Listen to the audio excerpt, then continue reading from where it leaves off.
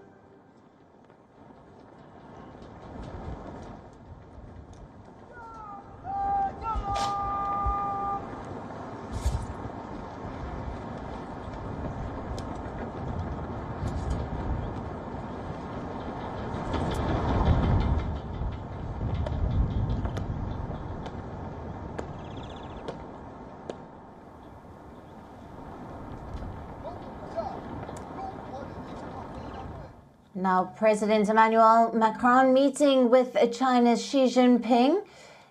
On the agenda for today's meeting, the European Union's relationship with China, of course, at an all-time low. But Paris has been seeking high-level economic engagement with the world's second largest economy. Now, Macron has already met with the Chinese Premier Qiang and the National Assembly chairperson Zhanshu at the Great Hall of the People. On this visit, Macron is accompanied by the EU chief Ursula von der Leyen, and they are hoping to smoothen ties with Beijing. both expected to hold talks separately with the Chinese president.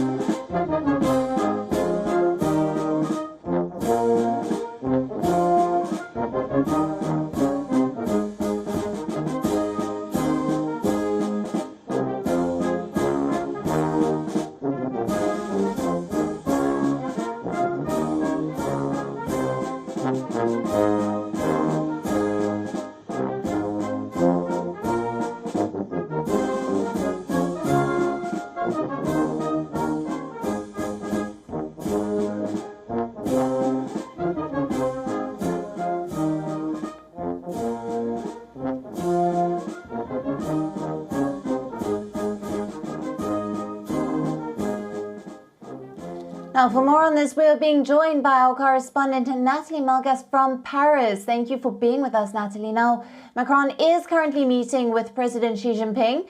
A big focus of this meeting is expected to be on persuading China to use its influence over Russia to bring about an end to the war. What are we expecting from this meeting?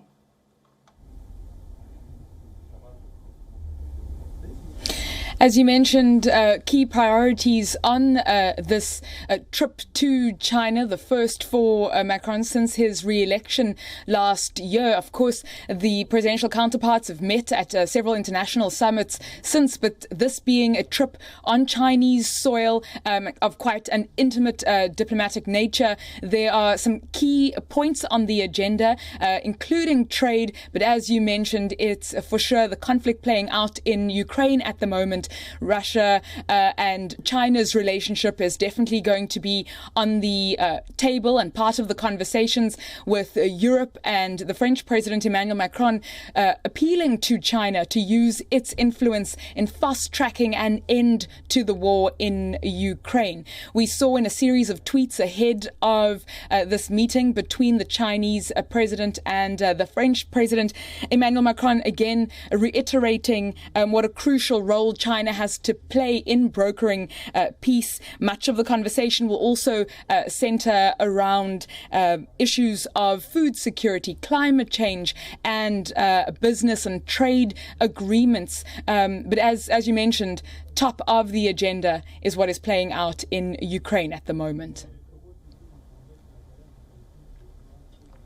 Right, and Natalie, we know that Macron has already met with the Chinese premier and also the National Assembly chairperson in Beijing. What are the key takeaways from those meetings?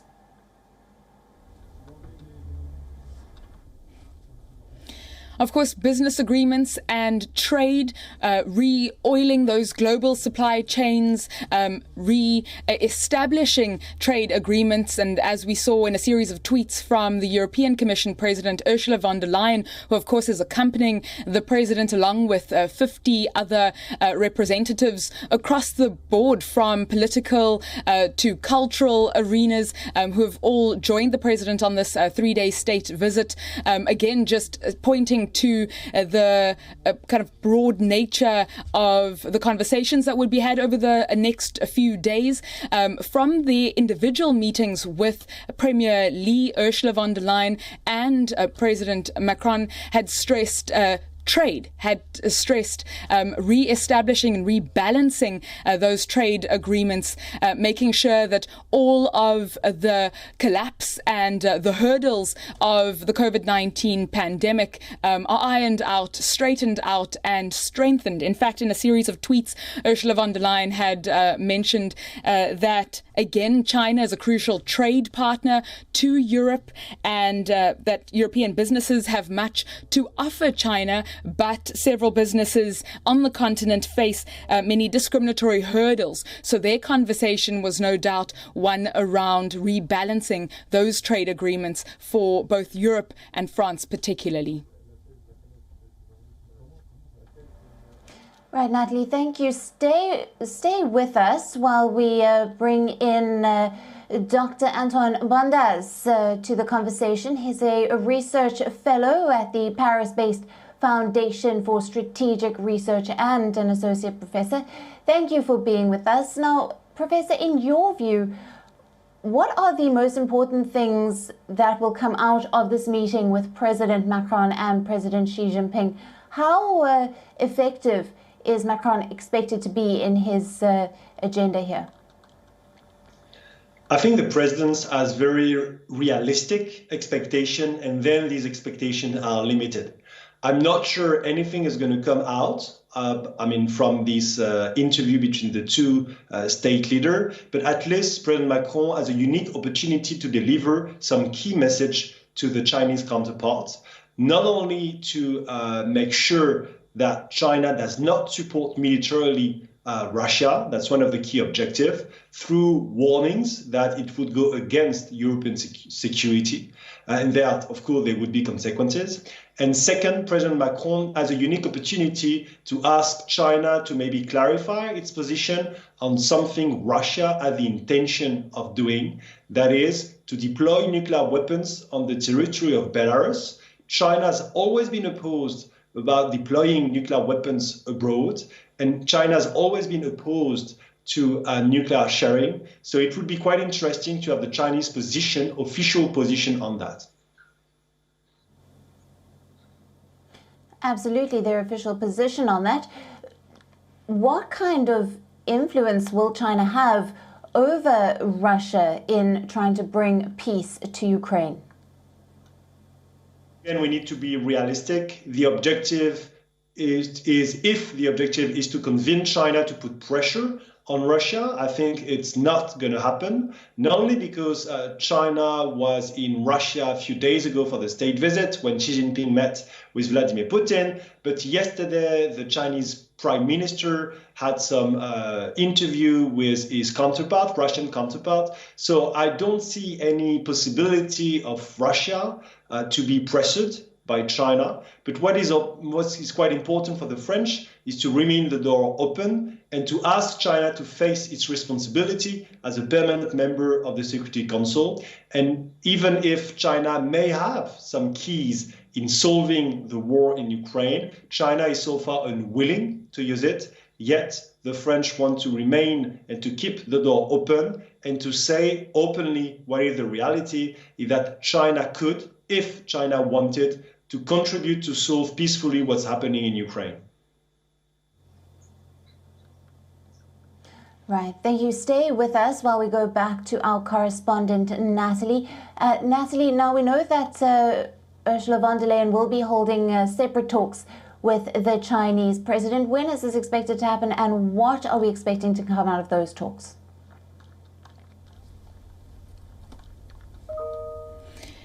I think, again, just reiterating the call for peace, the big role, that crucial role, to quote Ursula von der Leyen in a series of tweets leading up to that meet a little later today with the Chinese president in a trilateral conversation. Of course, we know that Emmanuel Macron will be present for that as well. Much of the theme for this visit is around brokering peace and fast-tracking that peace deal and bringing an end to the war playing out in Ukraine at the moment.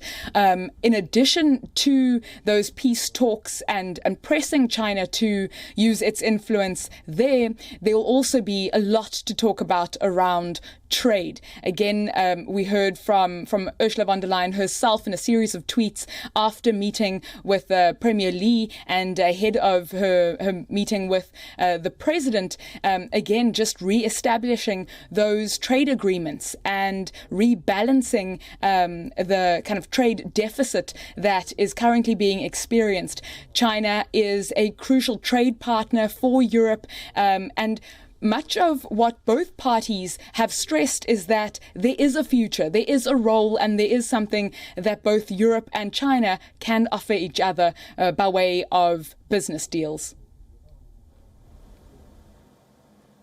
Right, absolutely. And Doctor, coming back to you, what my colleague Natalie has just said there is just the importance on trade.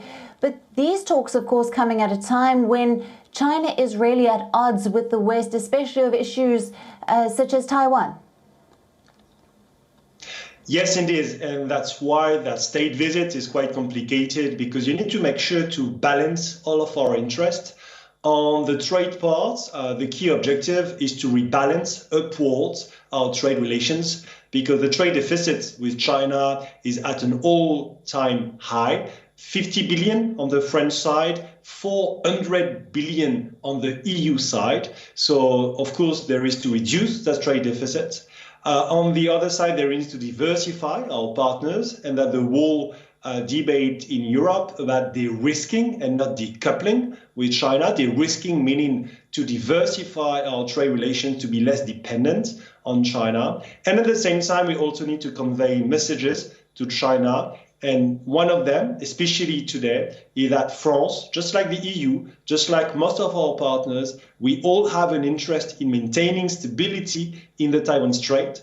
And even though President Macron might not talk too much about Taiwan while being in Beijing, just to remind everyone that we have an interest in stability, that is one of our core interests, would be quite important.